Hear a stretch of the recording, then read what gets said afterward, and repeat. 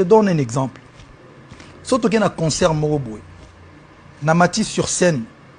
4 heures sur scène. Na yembi banzembo. Et bandeliti souka. Na banamai bazoyemba. Mais je fais la voix lead. Na bini na bango.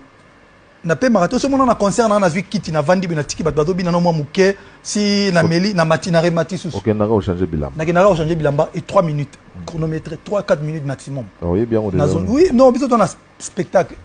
Na zongi. Déjà na sur scène na bana mayo na zarana bango. Bado pelisa moto 20% neza et belé au sakanate. Mais quand pesa yanga, nous on n'est plus à l'époque où le leader avant d'aranaï bat c'est les 80%, il y a aussi 20%. On est un orchestre comme groupe. Il y a un moment où encore une fois, excusez-moi, bateau et maîtriser nous matière T. Bateau nous quand 2000, oh mais il fallait abimisa ba musicien T. Mais les gars, je vous explique aujourd'hui. Il fallait un orchestre était comme était à l'ancienne. Il c'est un artiste qui se fait accompagner par les artistes.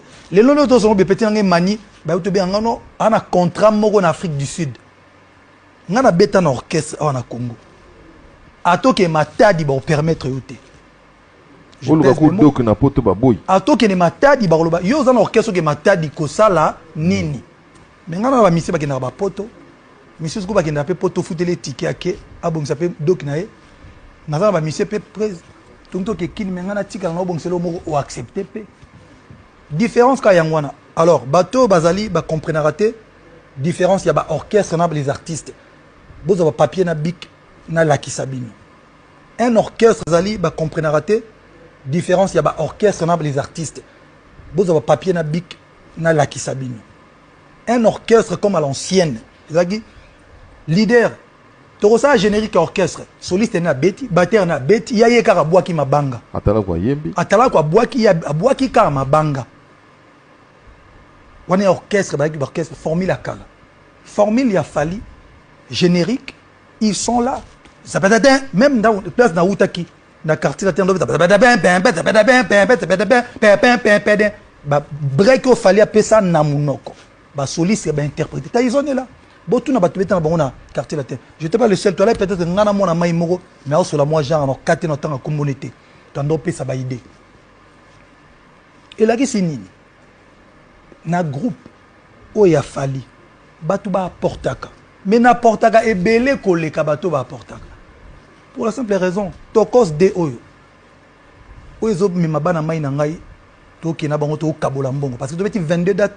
Rassurez-vous bazwaki paiement na bango par date sans compter ko pakola parce que na mona ki batumso balega ki non fali ba musicien non nga na somela ba musicien plus de 20 voitures na ole katina loba ba musicien à part monga ba concert na lo assistant social ba bala linwe longwa ça pas te pasuka je donne mais j'ai pas besoin de ko bango na télévision mais là qui sinine to beti va concert il y a tokos de auto utiboy.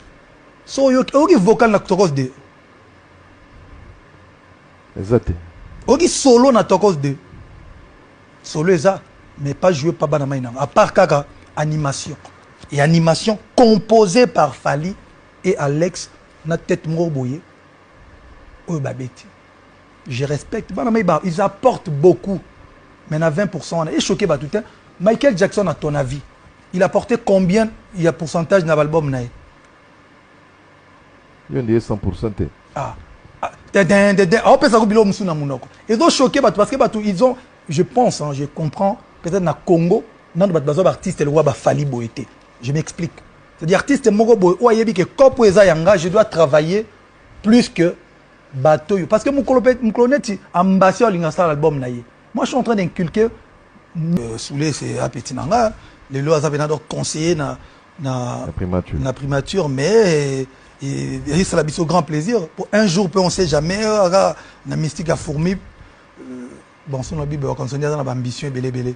Voilà quoi. Donc, non, toujours. Non, je te confirme que tout aura toujours. Les autres, tu as dit. L'équipe ne se ça ok. Bah, tout. Maintenant, ça doit un rapport naïe, oui, en tout cas, sauf quand tu sois traître, il y a la paille. Mais, bah, tout, non traître, bazar. En tout cas, bah, tout est loyal, bazar. Et puis, pour ne pas Pour répondre à la question, c'est vrai. Tant dans le 80%, il y a boulot. Au bout 20% c'est belé. Oui, mais au bout de manager, lelo, nous sommes à 10%. Le manager, beaucoup d'artistes belé, à 10%. Mais bon, c'est 10%, mais bon, c'est retrouvé danger parce que 10% à 1 million de dollars, on a 100 000 balles. Ça. 10%, il y a 10 millions de dollars, on a 1 million. Donc, on sous-estime 20%. 20%, on a 20%, 2% peut y aller.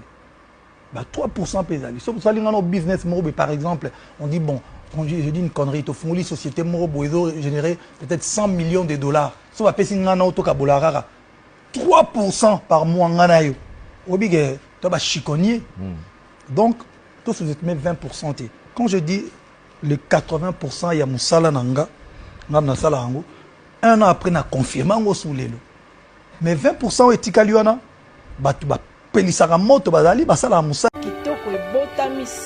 Les services de reportage audiovisuel pour vos mariages, pour vos collations de grades, anniversaire, deuil, concert et clip vidéo, pour tout